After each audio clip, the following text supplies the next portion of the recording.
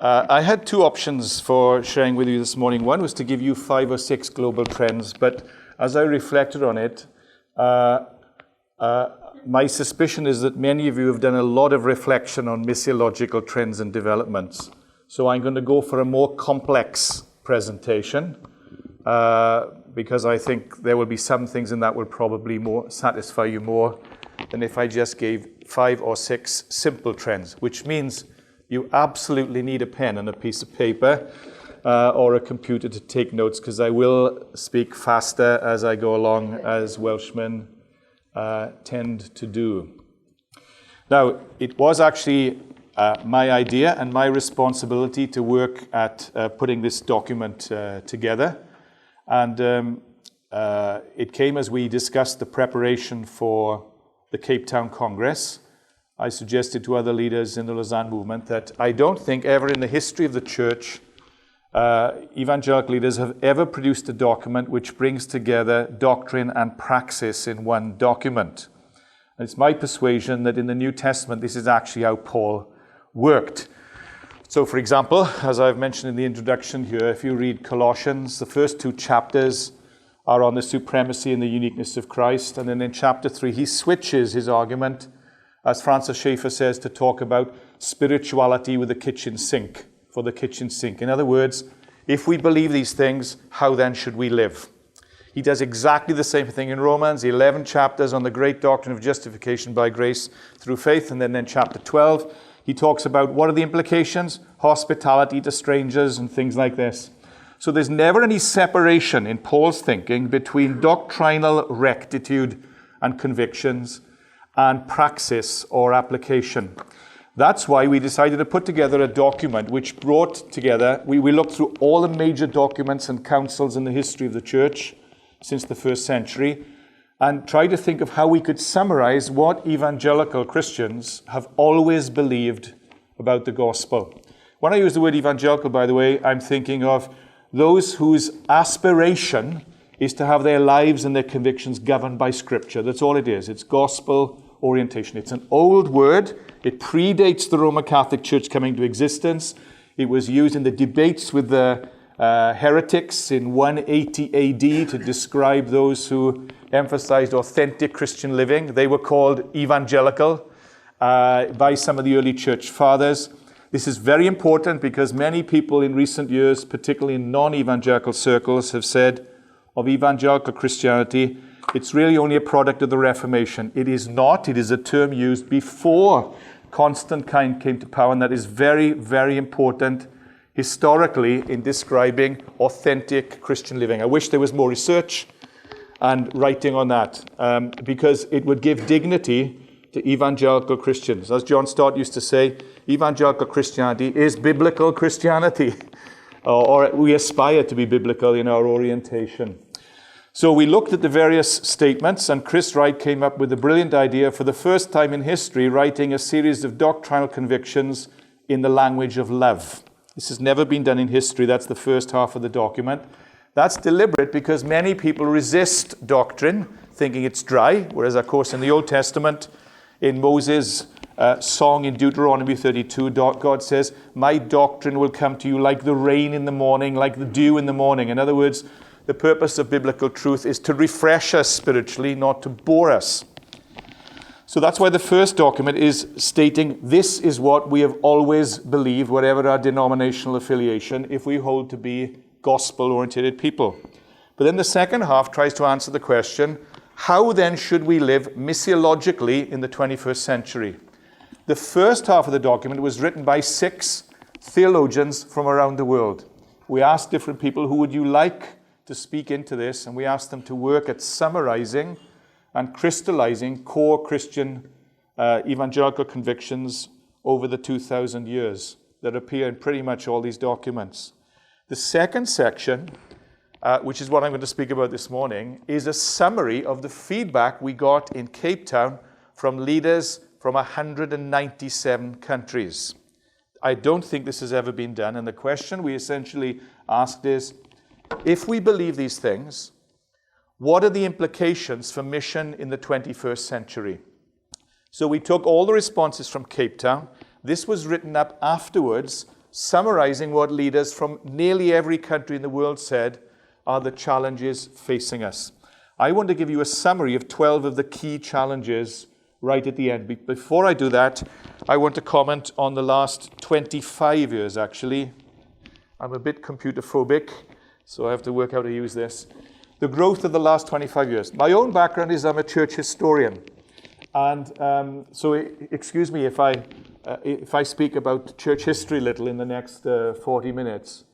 But I think if we were to live for another 50 years and look back at the period from 1989 onwards, my own conviction is it is unprecedented in the history of the growth of global evangelicalism. There has never been at a global level such spectacular growth globally, not in Europe, but globally in terms of the growth of the evangelical church since the critical time of the fall of the Berlin Wall, which led to the opening up of, by my count, at least 30 to 40 countries in the world where gospel work was restricted. In our own ministry, that meant that IFES work grew from 100 countries work in 100 countries to 150 in 12 years. It's not because of great leadership, but it's because we were living in a time when doors opened, not just in Eastern Europe and in Ukraine, where I was yesterday, but in Mongolia, in Nepal, which was very restricted, Hindu kingdom, in Mozambique, in Angola. So it wasn't just in a European context, it was a global transformation. And we saw the rapid growth of the church in various countries. Just recently I was talking with a Mongolian Christian and I asked him, please tell me something about the growth of the church in Mongolia. When I was on Operation Mobilization, just after I left university, I remember we used to have half nights of prayer, praying for Mongolia, and the thrill I experienced in the 80s of meeting one of the 6 known Mongolian Christians in the world who was converted through listening to radio ministry in Russian. And she was involved with her husband in Bible translation at the time. Well, today, so we hear there are perhaps 30 to 40,000 believers in Mongolia with in excess of 300 churches. This is unprecedented in history. This morning I had breakfast with the vice president of the Evangelical Alliance in Albania, who was converted in 1992 as a student. I remember praying for Albania before 1989, when there were perhaps 3 known Albanian Christians in one town and several living outside the country in Vienna and elsewhere, but no church to speak of. There are perhaps, he tells me, 10,000 evangelical Christians in Albania today. All that growth has occurred since 1989. Speaking to Russian church leaders in a conference for 700 pastors in Moscow a couple of years ago, I asked them, how many evangelical Christians do you think there were in Russia in 1989? They said, we think there were 80,000. I said, how many do you think there are today? They said, we think 800,000. Well, I think they're probably exaggerating. It may be 400,000. But even if they're exaggerating, as sometimes evangelicals do, there has been significant numerical growth. The interesting thing is, when I asked them, why do you think it's arisen? They said it's because of the Ukrainians, whom Stalin forcibly moved here when he was in power. And there were simple believers amongst them, not university products. They were scattered all across Russia. They brought the gospel with them because there were more believers in Ukraine. After that era was over, post-Gorbachev, they planted churches all across Russia, and their impact was much deeper than all the Western evangelists who came in the early 1990s. And the interesting thing they said to me was this: all those years we wondered, what is God doing, allowing our best people, including Ukrainians, to be sent to Siberia, some of whom never died and never saw answers to their prayers for liberation. We wondered what God was doing for 40, 50 years. Many of them died and never saw the answer. Those of us who are alive now in our 40s and 50s, we say, aha, now we see what God was doing. Behind the hand of a figure of power like Stalin, these people were brought into the country in sort of unconventional missionary terms, and God has used them to propagate the gospel across the country. It's become more difficult for Ukrainians now, I know. But this is an example of God's sovereign activity in history, which often we don't trace unless we look back over decades or hundreds of years. Sometimes people don't see answers to their prayers early. Some go to heaven when the answers are not evident. But we see with the backward look of history what God has done. Now, if we ask which of the 5 largest evangelical churches in the world, in any nation, which 5 would you come up with? This is a good test for missiologists. Which of the 5 countries with the largest number of evangelical Christians in the world today? I'll give you one, USA. Okay, that's your starter. Who are the other 4? Brazil is certainly the largest in Latin America and perhaps the fastest growing. Even the Roman Catholic Church in its statistics say that 400 people are leaving the Catholic Church and joining evangelical churches every day, apparently, the statistics I was given recently. It's the second country, Brazil. Third one was China, yeah. Tony Lambert is probably provided the best statistics in China Inland Mission or Overseas Missionary Fellowship. Through very careful analysis, he reckons there are about 60 million evangelicals in China. Some people say 70, 80 million. I would go for the lower figure to play it down. But it still beats Germany or UK, where it's maybe 1.2 million, or Romania or Ukraine, which is somewhere close to that. Those are the largest numbers in Europe. So it's pretty spectacular growth, especially since the Tiananmen Square massacre and afterwards, 1989 and thereafter, and the many Chinese students who've come to faith in Christ while studying in the West and taken the gospel back. That's 3. 2 more countries. Nigeria, yeah, is easily the biggest in Africa. Of course, 1 in 5 Africans are Nigerians. And the 5th would be India. I think the church in Korea is stagnating. It's not growing so rapidly. A lot of tension between leaders and Presbyterian leadership, pyramidal system of leadership. Some people would argue influenced more by Confucianism than biblical principle, but that's a secondary issue.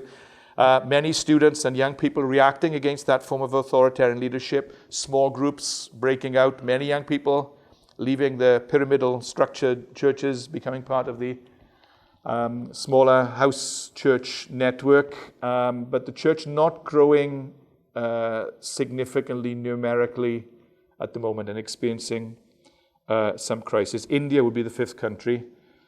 Some people say 30 million evangelicals. It's difficult to quantify that. But there's no doubt in the last 20, 25 years that a lot of people, especially from poorer backgrounds, including those from the very poorest backgrounds, have been professing faith and trusting him. So very remarkable growth, and we could speak of many other countries in that respect. I was once with one of the great theologians from Sweden who taught in Uppsala, Agne Nordlander in Ethiopia, when he went there about 64 years of age. And I asked him to pray at a meeting which we had with African leaders. He started a prayer. I thought there was something different about his prayer. It wasn't like a cold New Testament sort of theologian. There was really life in it. I said to him, I hope you don't mind me asking, Agne, has something happened to you? He said, Lindsay, I've been touched by the revival in Ethiopia. He said, you have to understand what it was like to be in all these discussion groups in Sweden for 35 years, where there were 5 of us, 2 evangelicals, 3 liberals. We always lost whatever the discussion was about, whatever we said. Then he said, I've come to Ethiopia, and there are many failings here, but I've been touched by the revival. He said, the last 5 years, we've baptized 200,000 people every year. He said it's a time of spectacular growth. So Ethiopia would be another country, and we could mention others. Algeria, maybe 80,000 believers, 1,000 in the year 2000.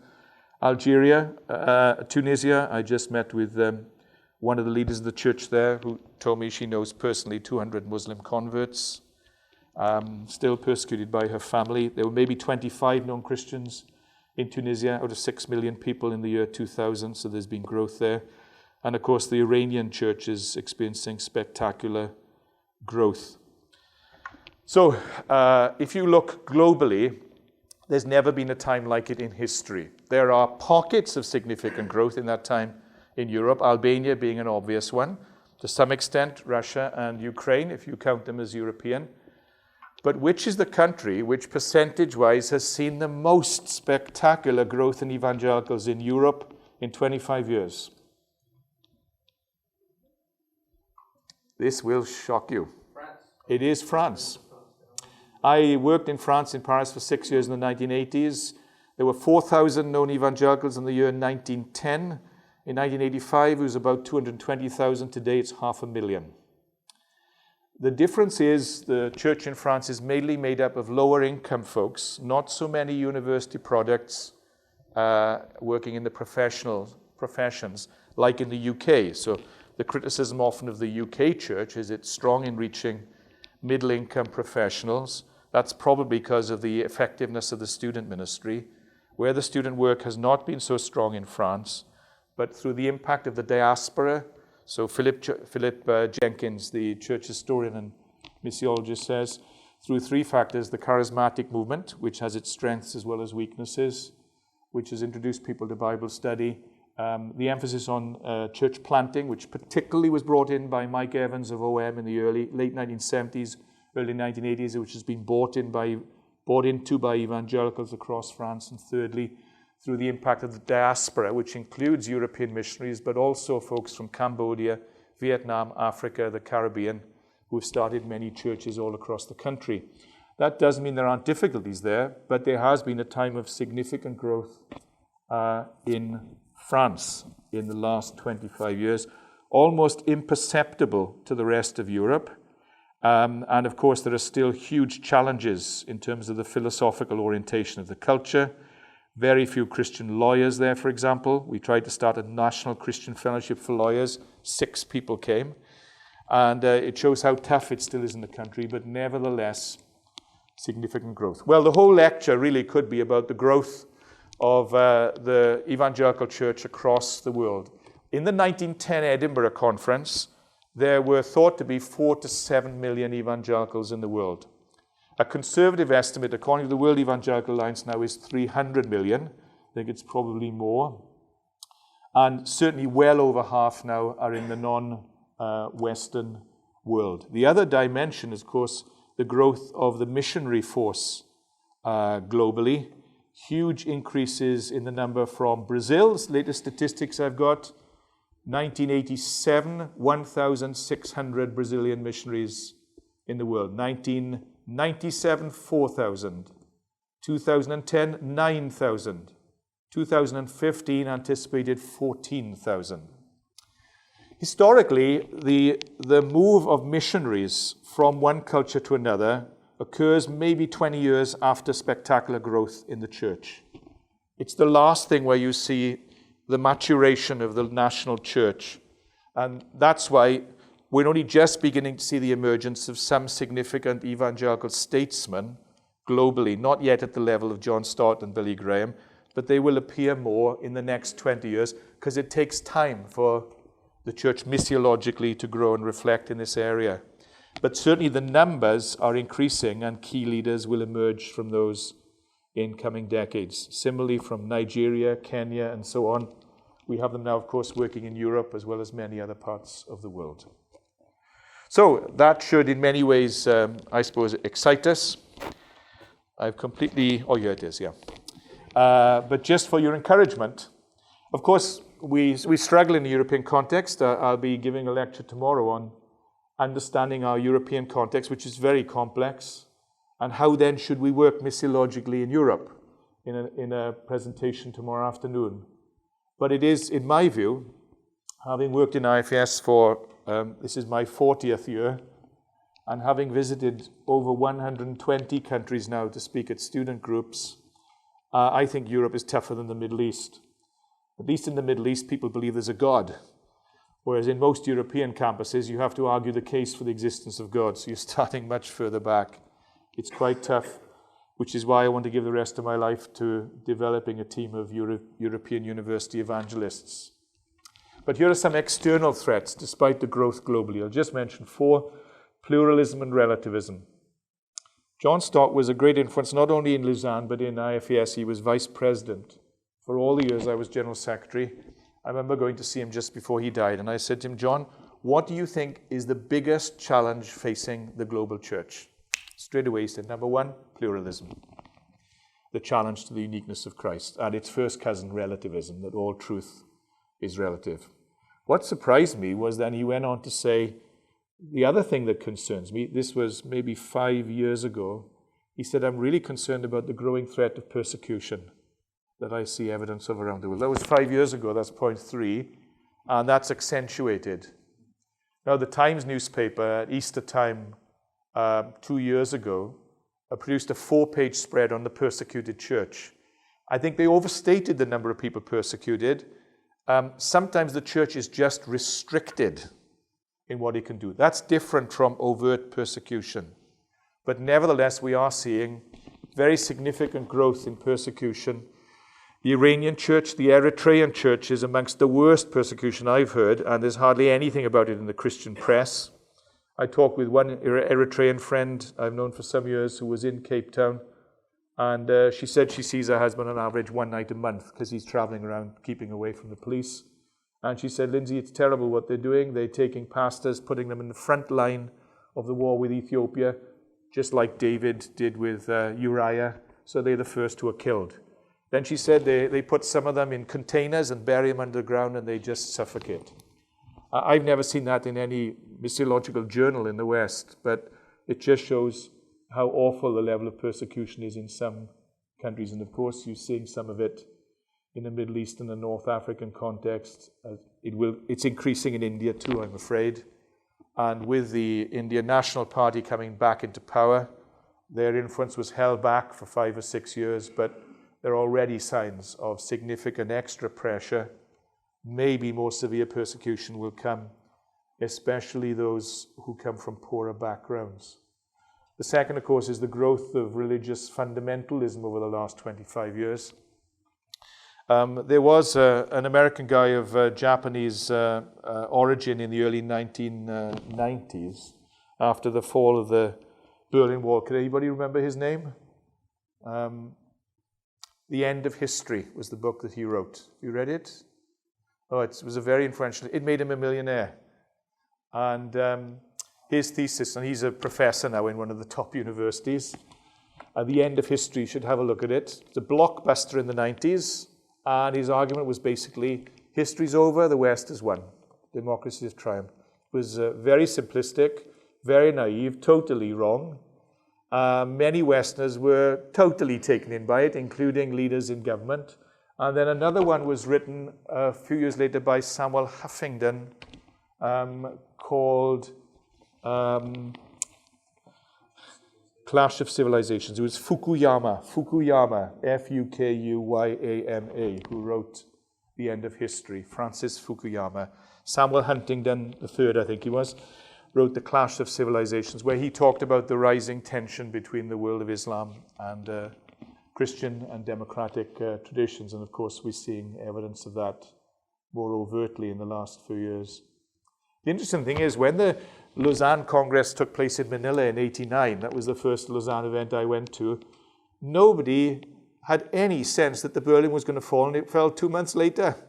Nobody mentioned it at all.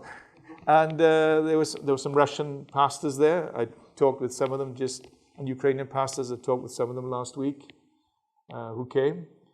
But nobody had a sense of what was going to happen. Then, of course, the whole former communist world opened up. When we were in Cape Town, nobody had a sense of the Middle Eastern Arab Spring that was going to come so soon after. And we were so much for our prophetic voices. We were totally taken by surprise. So I don't know when we should have the next Lausanne Congress, for fear of what other global events will occur afterwards, which will skewer our attempts to prophesy future developments. But the fourth dimension, of course, external challenges, hostile new atheism, which comes from Richard Dawkins and so on. There's a difference in this brand of atheism, unlike anything before. What Dawkins says is this.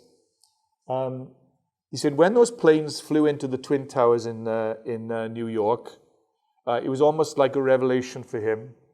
I saw that all religions was not just false, but it had to be opposed. And I'm giving my life to opposing it because it's bad for society and people. That's different from saying, I just don't believe that God exists. That's going on the full frontal attack, and he's be responsible, of course, for crushing the faith of many simple believers as a consequence with some of his materials, which is partly why we started the European Network for European Evangelists, to answer the questions that students are throwing up in university. Actually, it's created more openings for us, Because when you tell students, don't believe something, they say, tough, I am going to believe it. So when they're told atheism is true and Christianity is not worth even reflecting on, they say, why not? I'm going to read the New Testament documents. And having been involved in student evangelism in Europe for 40 years, I don't think I've seen as much developing openness as I see in the last few years for 30 years or so, since the mid-70s. And part of the reason is a reaction to that. Internal threats, ethnic divisions. Agne Nordlander said this in Ethiopia. Despite the great growth of the church, the revival was being impeded by the fact that church leaders were trying to keep people apart ethnically and were opposed to interethnic marriage, for example. Rwanda and Burundi, example. Yugoslavia is another one. And this is why, missiologically, it's really important that the church and missiologists and preachers emphasize that one of the most radical things in the New Testament was that Jesus talked about a new community which was transcultural and multi-ethnic. It's really hard to develop a church. We have a number of Muslim converts, Hindu converts, and others in my home church, but it's really hard to develop a multi-ethnic church. But as soon as you start saying, as the church growth people did in the 1980s, that we should just form churches that are mono-ethnic, you castrate the gospel. I can't put it more strongly than that, because you imply, just because it's easier to reach people evangelistically along the lines of their ethnicity and language, we should just keep people in silos. But in the New Testament, what was really radical was that people like you and me were allowed to worship with Jewish believers. And if people in the first century had taught what the church growth specialists taught in the 1980s, you just reach people in their own group and you keep them apart, very few of us would have been here today. We would have been excluded from the gospel message that was coming in through these early Jewish believers. So it would be an interesting point for a debate. I'm sure that's woken some folks up, but I see no grounds in the Bible for a mono-ethnic Korean church or Chinese church, or dare I say a Welsh church. And interestingly, I was speaking in my own church in this context recently, and I said Welsh people have more in common with English believers than with Welsh pagans. At which point there was an ooh in the congregation. There are 800 people there. And afterwards at the door, an elderly lady whose husband was a great preacher, who's in heaven now, she said to me about English Christians and English people, Lindsay, I know you're right that we have more in common with English believers than Welsh pagans. It's just so hard to love them because of what they've done to us. And that's sometimes how people feel. But it is a biblical priority, and that's why leaders have to take the lead in saying, we have to create new communities where God hasn't made me Welsh by mistake. I love my culture. I'm proud of it. But I think patriotism is okay biblically. I think nationalism is an idol. It often divides people, sadly. And our primary source of identity is not our ethnicity or our cultural roots, though they are very, very important. The primary source of our identity as believers is that we're in Christ. Lack of evangelical statesmen. As we were preparing for the Cape Town Congress, we decided we'd try to find one person in each country of the world who was a statesman, by which we meant somebody who's concerned for the advance of the gospel, no matter who is leading in their country. And so that they would find people from charismatic, non-charismatic, Reformed, Pentecostal, Baptist, Anglican, no matter where, so that the whole church could benefit from the conference. In some whole countries, we couldn't find one person. And it was very noticeable because when some folks were in charge of selecting people from their country, some would just choose people from their own denomination or their own church, including one very experienced leader in Lausanne wanted 4 people to come from his country, from his own church. And I said, why are you doing this? He came up to me and said, I'm so thrilled. There's 4 people coming from my church to the conference. And I said, well, there are not many more people coming from the country. I said, what you're doing is a scandal. Because you, of all people, at your age, should be thinking, how can the whole church in my country be blessed by this? The mark of an evangelical statesman is twofold. First of all, he doesn't care who is on the platform. Doesn't have to be there himself. And secondly, when you're talking with him, it's hard to work out what he's doing, because he's rejoicing so much in what God is doing through other people. So sometimes with these people, you have to say to them, after talking to them for 20 minutes, you've been telling me about what God is doing through this Mongolian evangelist or this Chinese preacher. Can you just remind me what you're doing? I haven't got that straight. Whereas most of us tend to just speak almost obsessively about our own ministry, our own mission agency. I think that's a mark of spiritual immaturity. And we desperately need people like Stott and Billy Graham and others, not necessarily of their stature, but who are just concerned about the advance of the gospel, not just their organization. The only reason I'm in IFES is because I think it's a good agency for propagating the gospel. My concern is the gospel. It's not IFES. And I think it's good for all of us to reflect what drives my passion. Is it the agency I'm working for? Am I defending the agency? Or am I passionate about the advance of the gospel through whatever agency? The other is lifestyle failure, which John Stott argued in his last sermon was the greatest hindrance to world evangelization. And lastly, a quick summary. 12 of the major challenges that people highlighted coming out of the conference, missiologically. One, it's not one in terms of the most important, but the university world, because so many leaders come from that. Not so much in the business world as a result, actually. Not that many great business leaders have gone to university necessarily, but thought influencers. And I see many people I studied with in university who were currently in political leadership, and many of them in the top echelons of the BBC. I was in the same group with Tony Blair, for example, the director of British Airways, and so many others were students. Tony Blair used to come to one of our Bible study groups. And it just shows the possible impact of people when they're in that kind of age group. That's why Charles Malik, the one-time General Secretary of the United Nations, Lebanese, said, if you want to change the world, start with a university. Notice, historically, there's a very strong argument for saying that the Reformation started in the universities of Europe.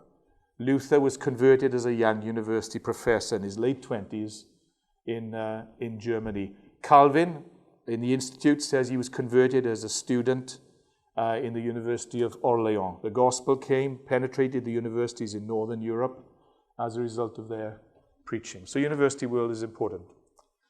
But the converse of that is unreached people groups. Now, of course, this was a concept that was emphasized by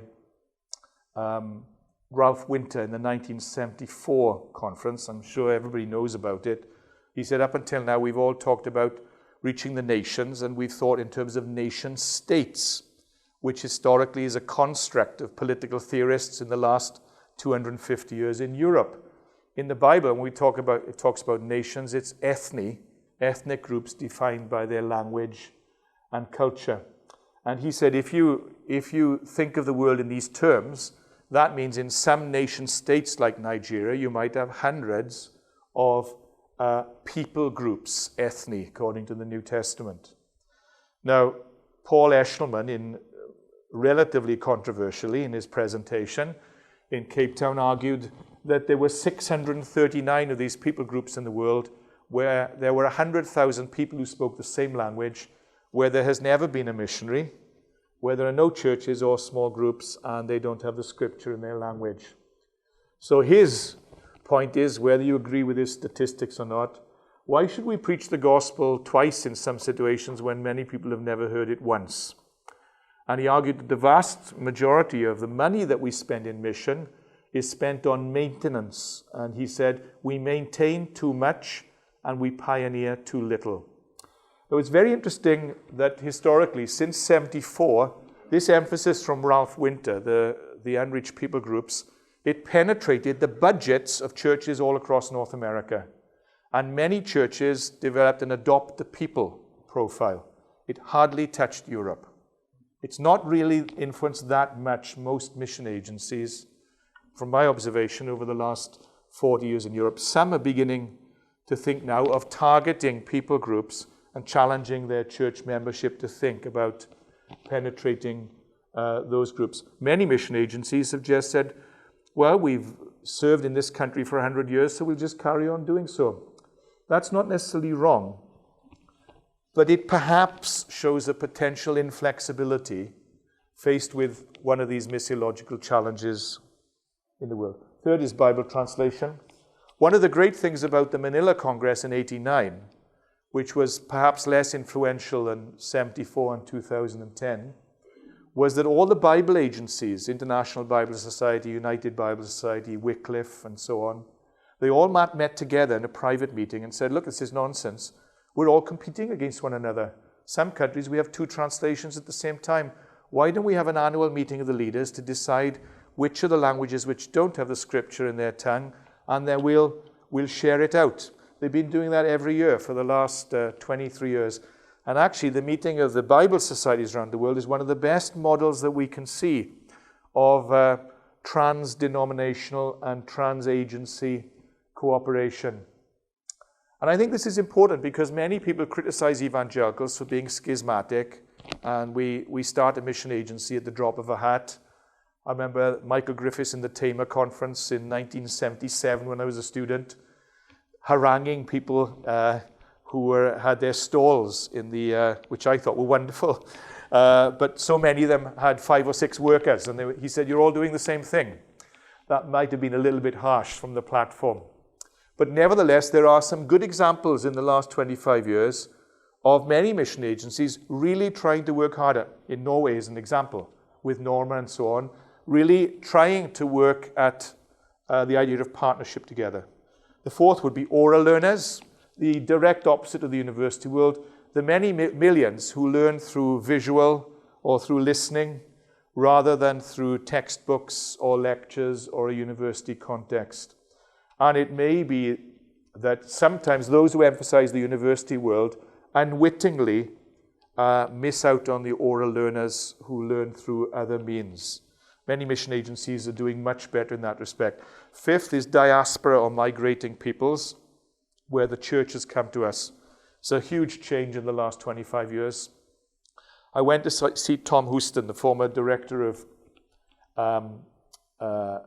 Lausanne, before I started working with, seconded from IFES to Lausanne.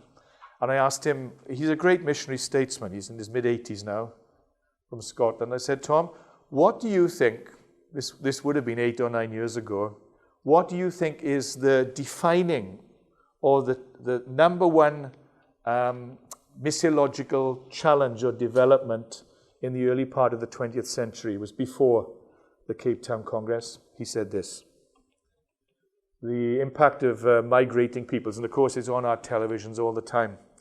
Now, that doesn't mean that European governments shouldn't have an appropriate immigration policy, which you have to have given that we are fallen human beings and we can't handle change, which is too rapid. So you've got to be realistic about how much change a home culture can handle in terms of migrating peoples. On the other hand, the Bible clearly teaches us that we are to love in English, the Old Testament says, love the alien as you love yourself. And it is very interesting, for example, how many Chinese leaders and Iranian leaders back in Iran and elsewhere were converted as a result of Christians reaching out to them over the last 25 years. And many, many others from Vietnam, in a small coal mining town in which I grew up in at the end of the Vietnam War. We had 250 Vietnamese people turn up in our town because the government took people in. And it was one of the poorest towns in the whole of the UK, with 30% unemployment, highest number of single-parent families, highest number of people on social security, 4 programs on TV in the BBC in the last month on the poverty in that country, that town in which I grew up. And yet they absorbed 250 Vietnamese. And a local authority came to our church after 3 months and said, nobody else in the town is interested in these people except for your church. We put some money aside, you have it, and look after them. Many of them became Christians because the church reached out to them. That didn't mean it was difficult. Actually, if you read the Acts of the Apostles, you're hard pushed to name any people who became Christians at home. Very few. The Philippian jailer, starting with Pentecost, 18 language groups converted at the day of Pentecost who came from other parts of the Middle East. And most others, including Lydia, Cornelius, Paul himself, Maybe Timothy was converted at home, but most others were converted away from home. And that says something about God's twofold strategy, one of which is to send us into the world, the other is to bring the world to us so that we can reach them. And even some missionaries we weren't anticipating, like Filipinos and Filipinas and others. I can tell you a wonderful story about that, but I don't have time. Number 6 is the growth of megacities, the thing that Tim Keller emphasizes. Megacities is a term that geographers, professional geographers use to describe any city with 1 million population or more. In 1900, there were 11 of them. 1950, 83, 2,500. 3 years ago, the University of London put together a report called The Endless City where the author was Bosnian. His name was Dudic. And he said, he talked about the endless city, and he said, the growth of the city is the only game in town. He said, at the moment, 50% of the world is in urban context. By 2050, we anticipate 75% of the world's population will be in the major cities, with all the implications for gospel witness. 4 more to finish off with. Deeper discipleship, or the Christian mind. When we met with many mission leaders before the Cape Town Congress from around the world, we asked them, what do you think should be some of the key emphases of the conference? And I heard this term for the first time in my life. Several people, especially from Latin America and Africa, said, we think one of the emphases in the conference should be on deep-level discipleship. I never heard of this. It sounded like deep-level pizza. So I said, what do you mean? And the Latin American said, we're tired of more people going out the back door of our churches than coming in the front. That's what sociologists are saying. And that's because there's insufficient emphasis on making disciples in the churches. And the Christian mind, so a separation from Sunday and Monday, very rarely heard any theology of the workplace. The impact of prosperity theology, which is devastating many churches, large churches in Latin America and Africa, where people are overpromised what they will receive in this life. Again, I asked John Stott, what do you think is the theological weakness of prosperity theology? And you know, he was so brilliantly clear and succinct. He said, I think there are 2 problems with prosperity theology. The notion that if you're really God's, he will prosper you financially, and if you're a strong saint, you'll be healed of your diseases. He said, I think the 2 problems are a very inadequate theology of suffering, that actually it's one of the means by which the gospel advances. I'll speak about that tomorrow afternoon, some illustrations. And secondly, an inadequate eschatology, by which he meant most of the promises in the Bible refer to what we'll get after we die, not before. Well, you can debate that one. New approaches to Muslims, Hindus, and Buddhists. Many people say, and some books coming out just in the last 3 or 4 years are indicating more Muslims seeming to become believers in some places, like Algeria, Tunisia, Cairo. Leaders in churches there telling me great openness amongst people who are disillusioned with Islam because of the previous government. It's very interesting. They said, in the last 5 years, I said, what's your biggest problem? They said, one of them is, how do we deal with atheism? We've never had this before in Egypt. I said, what do you mean? We have Muslim atheists who are disillusioned with Islam because they're ashamed at what the previous government portrayed our government as, our country as, and people cutting heads off. And they're drifting. So in one of the big churches in the center of the city, they said, we have five people in the pastoral team. This was in June last year. They said, the last 4 weeks, we can't deal with all the Muslims who are coming to the congregation on their own in the morning just to find out more about the gospel. And Christians aren't bringing them, they're just turning up. Nevertheless, we need to look at fresh approaches to Muslims, Hindus, and Buddhists. I don't know that there's one country where we can talk about a huge breakthrough amongst Muslims, and certainly, perhaps even less so amongst Buddhists. And that is a missiological challenge facing us. Now, in the use of technology and media, including social media, is something people of my age are very poor at. I can't even work this properly. But I think younger people are helping us here to see that there are many wonderful ways of connecting with people through social media, but also through film, which we use a lot in university missions. And the example of groups like SAT7 in North Africa has broken up the ground for others who have subsequently been able to take the gospel in. And last one would be partnership without dependency.